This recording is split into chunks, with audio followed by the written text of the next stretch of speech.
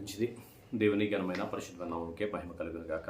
గతకాలం అంతా కూడా దేవుడు కాచి కాపాడి ఆయన రెక్కల కింద దాచి మరొక రోజు ఆయన సొంతలో గడపడానికి ఆయన ఇచ్చిన ఈ సమయాన్ని బట్టి చిన్న ప్రార్థన చేసుకుని వాక్య భాగంలోకి వెళ్దాం.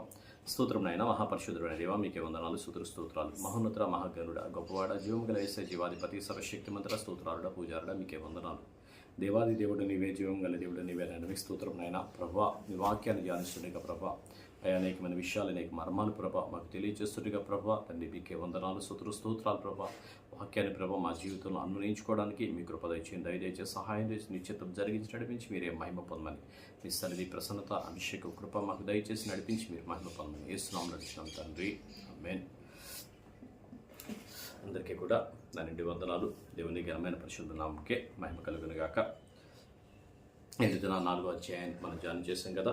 ఈరోజు 5వ అధ్యాయాన్ని మనం చదువుకుందాం. లేవియాకాండము 5వ అధ్యాయము. లేవియాకాండము 5వ అధ్యాయం.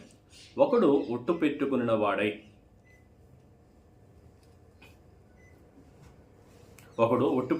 వాడై తాను చూసిన దానిని గురించి, తనకు తెలిసిన దాని గురించి సాక్షి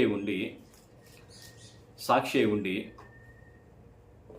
దాన్ని తెలియచేయక పాపము చేసిన ఎడల అతడు తన దోష శిక్షను భరించును. మరియు ఒకడు ఏ అపవిత్రమైన వస్తువునైనను ముట్టిన ఎడల అది అపవిత్ర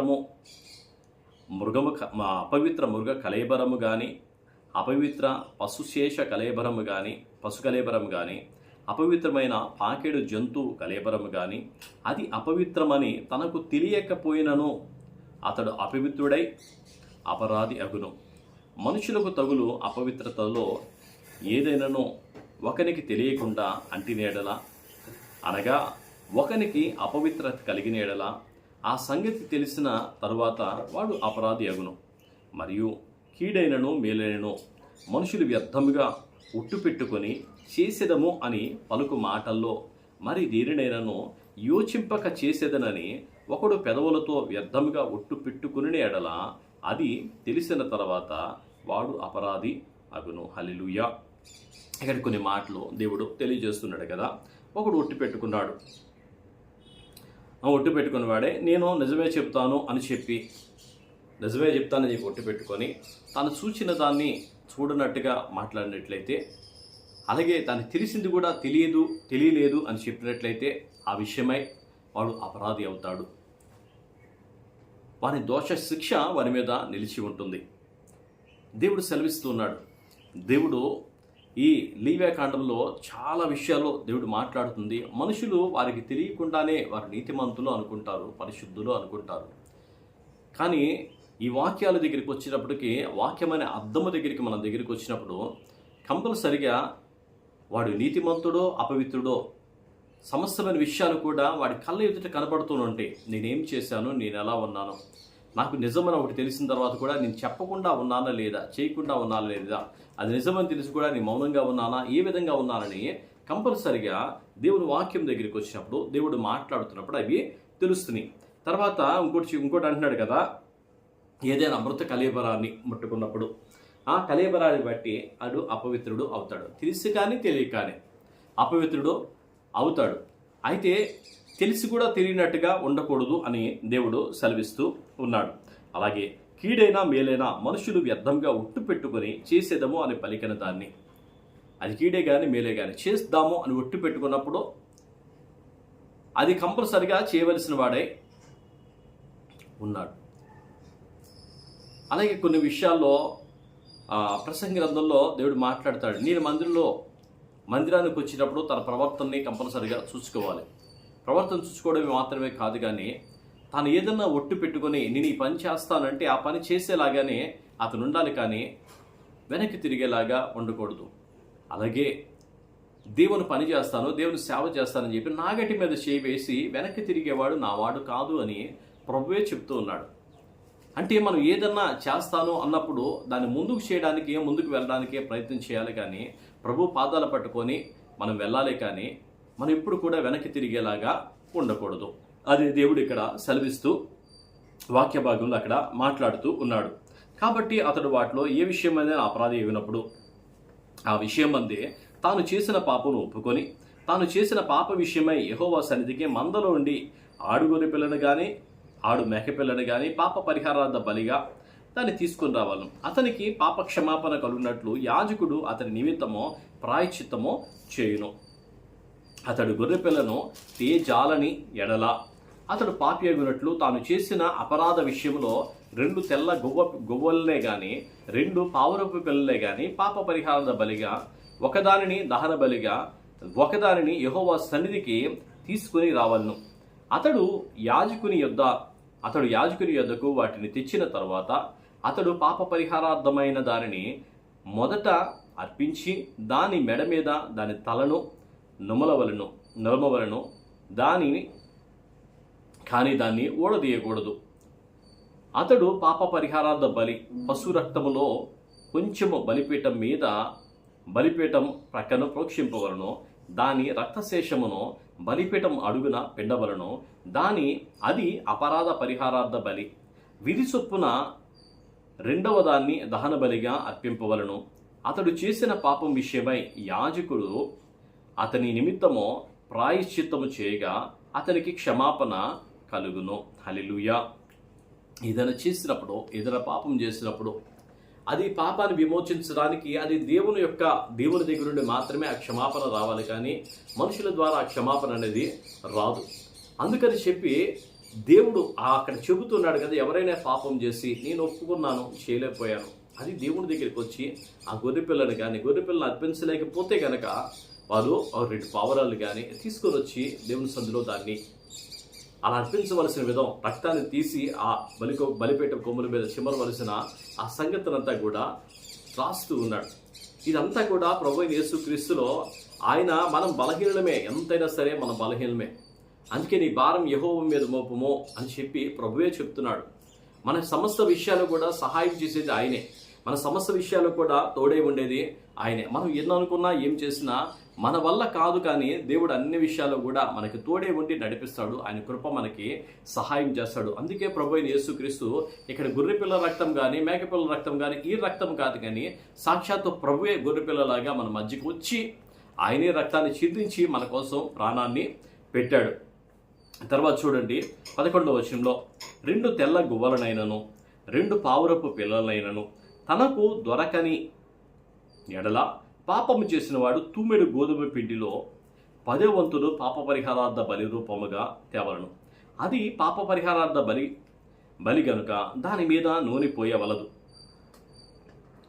సాంబ్రాణి దాని మీద ఉంచవలదు. అతడు యాజకుని యొద్దకు దాన్ని తెచ్చిన ఎడల తరువాత యాజకుడు జ్ఞాపకార్థంగా దానిలో పిడికెడు తీసి యెహోవాకు అర్పించు హోమద్రవ్యముల రీతిగా బలిపీఠం మీద దాన్ని దహించవలను. అది పాప పరిహారార్థ బలి. పై చెప్పిన వాటిలో దేని విషయమైనను పాపము చేసిన వారి నిమిత్తం యాజకుడు ప్రాయశ్చిత్తం చేయగా అది అతనికి క్షమాపణ కలుగును. దాని శేషము నైవేద్య శేషం వలె యాజకునిది అగును. హల్లెలూయా. గొర్రెలు అర్పించడానికి సొమ్ము లేదు, పావుర పిల్లలు కొనడానికి సొమ్ము లేదు.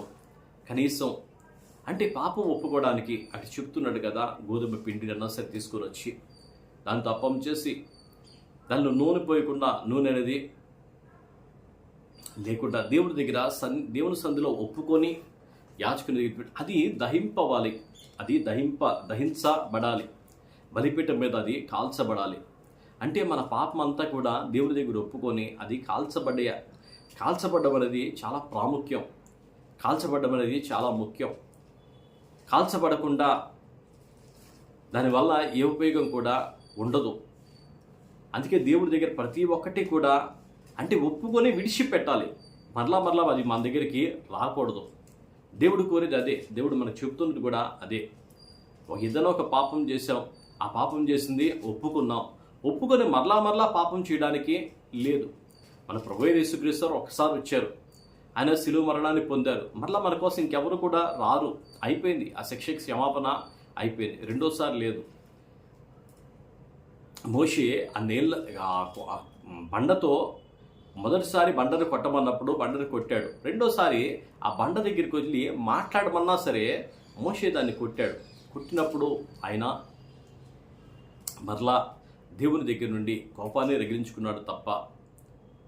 అంటే దేవుడు చెప్పినట్లు మనం చేయాలి కానీ మన సొంత విషయాలు కానీ ఏమి చేయడానికి ఇక్కడ లేదు. తర్వాత చూడండి, మరియు యెహోవా మోషేకు ఇలాగ సెలవిచ్చెను, ఒకడు యెహోవాకు పరిశుద్ధమైన వాటి విషయంలో పొరపాటున పాపం చేసిన యెడల తాను చేసిన అపరాధమునకు నీవు ఏర్పరచు వెల చొప్పున పరిశుద్ధమైన తొలముల విలువగల నిర్దోషమైన పొట్టేలను మందలో నుండి అపరాధ పరిహారాద బలిగా యెహోవా యొద్దకు వాడు తీసుకుని రావలను. పరిశుద్ధమైన దాని విషయంలో తాను చేసిన పాపం వలన నష్టమునిచ్చుకొని దానితో 5వ వంతు యాజకునికి ఇవ్వలను. ఆ యాజకుడు అపరాధ పరిహారార్థ బలియగు పొట్టేలు వలన అతని నిమిత్తం ప్రాయశ్చిత్తము చేయగా అతనికి క్షమాపణ కలుగును. ఒకడు యెహోవా పరిశుద్ధమైన వాటి విషయంలో పొరపాటున పాపము చేస్తే, యెహోవా పరిశుద్ధమైన వాటిలో పాపము చేస్తే 1కి 5 వంతులు యాజకునికి చెల్లించాలి. ఇది విధి. పరిశుద్ధమైన వాటి విషయంలో అది చాలా చాలా ప్రాముఖ్యమైన దానిగా ప్రభు చెబుతున్నాడు. పరిశుద్ధమైనవి దేవుడు ప్రతిష్ఠించినవి అక్కడ కొన్ని ఉన్నాయి, పరిశుద్ధమైనవి కొన్ని. ఇది పరిశుద్ధము, ఇది పరిశుద్ధము, ఇది పరిశుద్ధమని ప్రభు చెబుతూ ఉన్నాడు. ఆ వాటిలో మనం ఎక్కడైనా తప్పు చేస్తే, ఎక్కడైనా పొరపాటు చేస్తే వాటన్నిటిలో కూడా దేవుని సన్నిధిలో ఉండే వస్తువులన్నీ కూడా ఇది పరిశుద్ధం, ఇది పవిత్రం అన్నప్పుడు అది పవిత్రం, అది పరిశుద్ధం. దేవుడు పరిశుద్ధమైన వాటిగా ఎంచిన దాన్ని మనం అపవిత్రమైన దాటిగా చేయడానికి వీలు లేదు. అలాగే తర్వాత 17వ వచనంలో, చేయకూడదని యెహోవా ఆజ్ఞాపించిన వాటిలో దేనినైనాను ఒకడు చేసి ఒకడు పాపి అనే యెడల అది పొరపాటున జరిగినను అతడు అపరాధి అయి తన దోషమునకు శిక్ష భరించవచ్చును. కావున నీవు ఏర్పరిచిన వెల చొప్పున మందల నుండి నిర్దోషమైన పొట్టేలను అపరాధ పరిహార్థ బలిగా అతడు యాజకుని యొద్ద తీసుకొని రావలను. అతడు తెలియకయే పొరపాటు చేసిన తప్పును గురించి యాజకుడు అతని నిమిత్తము ప్రాయశ్చిత్తము చేయగా అతనికి క్షమాపణ కలుగును. అది అపరాధ పరిహారార్థ బలి. అతడు యెహోవాకు విరోధముగా అపరాధము చేసినది వాస్తవము. హల్లెలూయా. ఇక్కడ దేవుని దగ్గర చేసే అపరాధ పరిహారార్థ, ఈ అధ్యాయమంతట్లో కూడా అపరాధ పరిహారార్థ బలి, అపరాధ పరిహారార్థ బలిలో మనం తీసుకునే నిర్ణయాలు కానీ, మనం చేయవలసిన పని కానీ మనం చేయలేనప్పుడు అక్కడ యాజకుని దగ్గరికి వచ్చి యాజకుడు చెప్పినట్లుగా ఆ పని చేసినట్లయితే దేవుని దగ్గర నుండి క్షమాపణ అనేది వస్తుంది. అయితే ఈ మనుషులు మరలా చేస్తూ దేవుడు మమ్మల్ని క్షమిస్తాడులే, ఏం పర్వాలేదులే అనే విధంగానే ఆ మనుషులు అయిపోతూ ఉన్నారు. అందుకే మరలా బలిపోసం ఉదయించడానికైనా లేదు. కానీ తర్వాత ప్రభు అయిన యేసుక్రీస్తు వారే వచ్చి సమస్త మానవాళి నిమిత్తం ఒకే ఒక్క బలిగా, పరిశుద్ధమైన బలిగా ఆయనే అర్పించబడ్డాడు. అందుకే ప్రభువులోకి వెళ్ళిన వారికి ఏ శిక్షావిధి కూడా లేదు. ఆ శిక్షావిధి మరొకసారి లేదు. కానీ మరలా చేస్తే వాడికి క్షమాపణ కూడా లేదు. అందుకే ప్రభువును దూషించిన వారికి క్షమాపణ ఉంది, కానీ పరిశుద్ధాత్మను దూషించిన వారికి క్షమాపణ లేదు అని ప్రభువు చెప్తున్నాడు.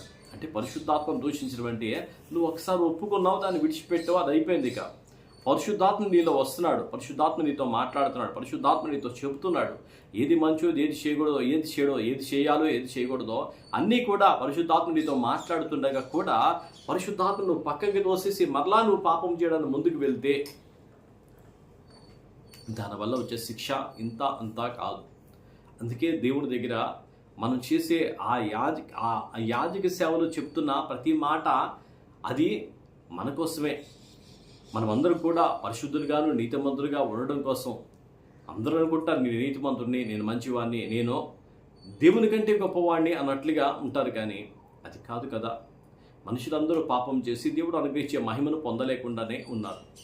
పాపం చేసి మరలా పాపం చేసి, పాపం చేసి మరలా పాపం చేసి పాపాన్ని మూట కట్టుకుంటున్నారే కానీ పాపం నుండి విమోచన పొందడం లేదు. ఆ విమోచన పొందాలంటే ఈ గొర్రెల రక్తం కంటే, మేకల రక్తం కంటే, పక్షుల రక్తం కంటే కూడా పరిశుద్ధమైనది, శ్రేష్టమైనది ప్రభు అయిన యేసుక్రీస్తు వారి రక్తం. ఆయన రక్తంలో కనుక మనం కడగబడితే, ఆయన రక్త ప్రోక్షణలో కనుక మనం నిలబడితే దేవుడు మనల్ని దీవిస్తాడు, దేవుడు మనల్ని ఆశ్రయిస్తాడు. ఆయన కృప మనకి తోడే ఉంటుంది. దేవుడి మాటలు దీవించి ఆశ్రయించును గాక. ఆయన కృప మనకి తోడే ఉండి నడిపించును గాక. ప్రార్థన చేసుకుందాం. స్తోత్రం నాయన, మహాపరిశుద్ధుడైన దేవ, మీకే వందనాలు, స్తోత్రాలు. మహోన్నత మహాగణుడ, గొప్పవాడ, జీవం గలేస జీవాధిపతి, మీకు స్తోత్రాలు చేసిన మీరే మహిమ పొందండి. మీ కృప, మీ దయ, మీ ఆత్మాభిషేకం మా మీద నుంచి, మీ సన్నిధి ప్రసన్నత మాకు తోడుగా ఉంచి నడిపించి మీరే మహిమ పొందమని. తండ్రి నాన్న మీకు స్తోత్రాలు, దేవదేవుడా మీకు స్తోత్రాలు చేసిన మీరే మహిమ పొందమని. అదే కలసంలో తండ్రి మీ పాదాల చెందుకు వచ్చాము నాయన. అయ్యా కొద్దిసేపు మీరు మాతో మాట్లాడండి నాన్న. పాప పరిహారార్థ బలి విషయమే తండ్రి నాన్న. అయ్యా మీరు మాట్లాడిన ప్రభా, కొన్ని మాటలు బట్టి మీకు స్తోత్రం నాయన. ప్రభా మేమేదైనా ఒప్పుకుంటే ప్రభా, అయ్యా మేమేదైనా ప్రభా చేయకూడని పని చేస్తే ప్రభా, అయ్యా తండ్రి నాన్న, అయా పరిశుద్ధమైన దాని విషయంలో ప్రభా మేము ఎక్కడ నిర్లక్ష్యం చేసినానా, దాని ద్వారా వచ్చే నాన్న శిక్ష ప్రభా మీరు నాకు సెలవిస్తుండగా ప్రభా, అయా దానికి వచ్చే క్షమాపణ కూడా మీరు నన్ను విధిస్తుండగా ప్రభా, అయా మీరు మాత్రమే నాయన క్షమించే దేవుడు నాయన. ప్రభా మీరు మాత్రమే మా మీద కృప చూపే దేవుడు నాయన. మీ సహాయం దయచేసిన వాక్యం వినుచున్న ప్రతి బిడ్డను కూడా మీ కృపలో జ్ఞాపకం చేసుకుని, దైవం జ్ఞాపకం చేసుకుని మీరే మహిమ పొందమని యేసునామములో అడుగుచున్నాం తండ్రి. ఆమేన్, ఆమేన్, ఆమేన్. అందరికీ వందనాలు.